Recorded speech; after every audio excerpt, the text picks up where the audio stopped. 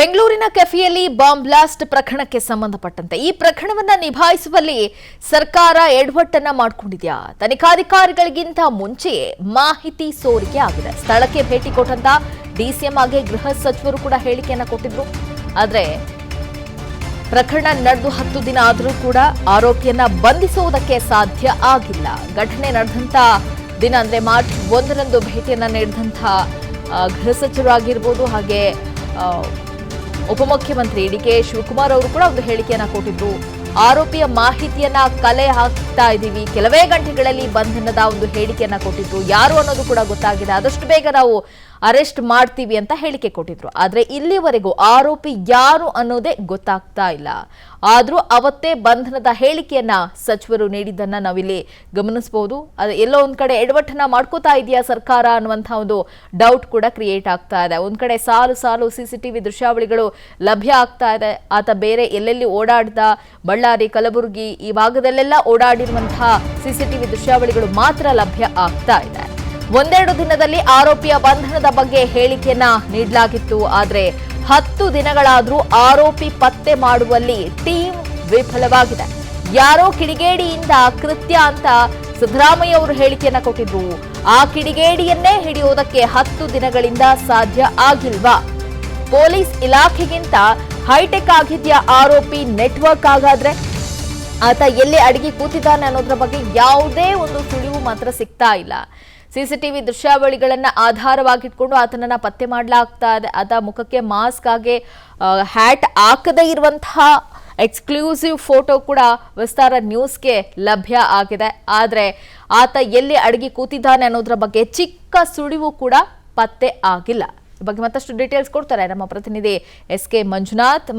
ಪ್ರಕರಣ ನಡೆದು 10 ದಿನ ಆದರೂ ಆರೋಪಿ ಎಲ್ಲಿದ್ದಾನೆ ಅನ್ನೋದ್ರ ಬಗ್ಗೆ ಯಾವುದೇ ಒಂದು ಸುಳಿವು ಇಲ್ಲ. ಆದರೆ ಪ್ರಕರಣ ನಡೆದಂತ ಮೊದಲ ದಿನವೇ ಗೃಹ ಸಚಿವರು, DCM ಕೂಡ ಆರೋಪಿ ಯಾರು ಅನ್ನೋದು ಗೊತ್ತಾಗಿದೆ, ಆದಷ್ಟು ಬೇಗ ನಾವು ಹಿಡಿತೀವಿ ಅಂತ ಹೇಳಿದ್ರು. ಈ ಹೇಳಿಕೆಯಿಂದ ಎಲ್ಲೋ ಒಂದ್ ಕಡೆ ಸರ್ಕಾರ ಎಡವಟ್ಟನ್ನ ಮಾಡ್ಕೊಂಡು ಬಂದಿದ್ಯಾ ಅಂತ? ಖಂಡಿತ ಅಲ್ಲಿನ ಶ್ರೀ ರಾಮೇಶ್ವರಂ ಕೆಫೆ ಬಾಂಬ್ ಬ್ಲಾಸ್ಟ್ಗೆ ಸಂಬಂಧಪಟ್ಟಂತೆ ಏನು ಒಂದು ಕಡೆ ತನಿಖಾ ಸಂಸ್ಥೆಗಳು ತನಿಖೆಯನ್ನು ನಡೆಸಿರ್ತಕ್ಕಂಥದ್ದು, ತಲೆಮರೆಸ್ಕೊಂಡಿರ್ತಕ್ಕಂಥ ಬಾಂಬರ್ ಏನಿದ್ದಾರೆ ಅವರ ಪತ್ತೆಗೆ ತೀವ್ರ ಶೋಧವನ್ನು ನಡೆಸ್ತಾ ಇದ್ದಾರೆ. ಇದು ತನಿಖೆಯ ಭಾಗವಾದರೆ ಮತ್ತೊಂದು ಕಡೆ ಏನು ಆ ಒಂದು ತನಿಖಾಧಿಕಾರಿಗಳು ಆ ತನಿಖೆಯಲ್ಲಿ ಭಾಗಿಯಾಗದೆ ಅವರು ಕೊಟ್ಟಂತ ಕೆಲವೊಂದು ಹೇಳಿಕೆಗಳನ್ನ ಗೌಪ್ಯವಾಗಿ ಕಾಪಾಡಿಕೊಳ್ಬೇಕಾದಂಥದ್ದು ಸರ್ಕಾರ, ಜೊತೆಗೆ ಆ ಸಂಬಂಧಪಟ್ಟಂತ ಇಲಾಖೆಯ ಜವಾಬ್ದಾರಿ ಯಾರು ಹೊತ್ಕೊಂಡಿರ್ತಾರೆ ಸಚಿವರ ಕೆಲಸ. ಇಲ್ಲಿ ರಾಮೇಶ್ವರಂ ಬಾಂಬ್ ಬ್ಲಾಸ್ಟ್ ಏನು ಮಧ್ಯಾಹ್ನ 12:55 ಸುಮಾರಿಗೆ ನಡೆಯುತ್ತೆ. ಈಗ ಸಂಜೆ ಘಟನಾ ಸ್ಥಳಕ್ಕೆ ಹೋಗ್ತಾರೆ. ಅಲ್ಲಿ ಪ್ರಾಥಮಿಕವಾಗಿ ಪೊಲೀಸರು ಕೆಲವೊಂದು ಸಾಕ್ಷಿಗಳನ್ನ ಕಲೆ ಹಾಕಿದಾಗ ಅವರು ಹೇಳಿರ್ತಾರೆ ಆರೋಪಿ ಬಗ್ಗೆ ಮಾಹಿತಿ ಸಿಕ್ಕಿದೆ, ಅವರನ್ನ ಬಂಧಿಸ್ತೇವೆ, ಆ ಸಂಬಂಧಪಟ್ಟಂತೆ ಟೀಮ್ ವರ್ಕ್ ಮಾಡ್ತಾ ಇದೆ ಅನ್ನೋ ನಿಟ್ಟಿನಲ್ಲಿ ಹೇಳಿರ್ತಾರೆ.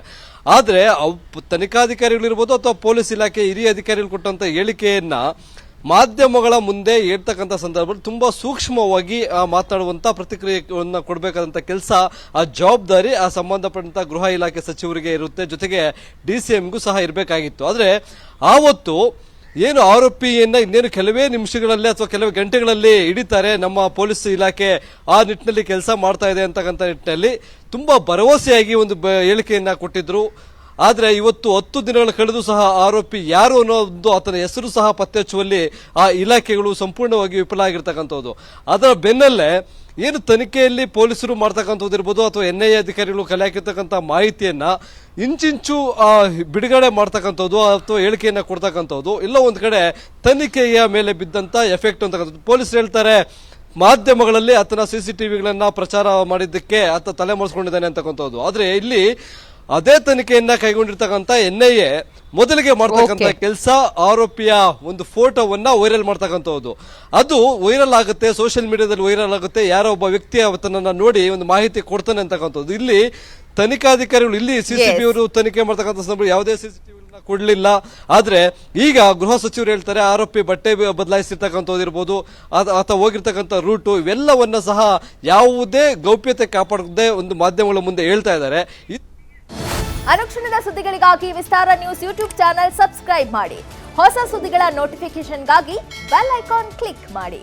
ಲೇಟೆಸ್ಟ್ ಅಪ್ಡೇಟ್ಸ್ಗಾಗಿ www.vistaranews.com ವೆಬ್ಸೈಟ್ಗೆ ವಿಸಿಟ್ ಮಾಡಿ. ಅಂಗೈಯಲ್ಲೇ ಜಗತ್ತಿನ ಸುದ್ದಿ ತಿಳಿಯಲು ವಿಸ್ತಾರ ನ್ಯೂಸ್ ಕನ್ನಡ ಆಪ್ ಡೌನ್ಲೋಡ್ ಮಾಡಿ.